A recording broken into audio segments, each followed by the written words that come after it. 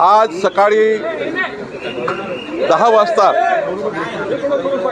Bharatiya Janata party Maharashtra प्रदेश core कमिटीची बैठक आहे आणि 11 वाजता आमच्या विधानसभेचा जो गट आहे या विधानसभा गटाची बैठक आहे। आमच्या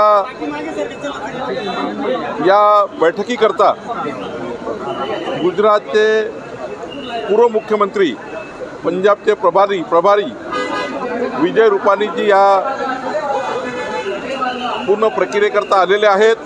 आमच्या केंद्रीय मंत्री निर्मला सीतारामनजी या प्रक्रियेकरता आलेले आहेत आणि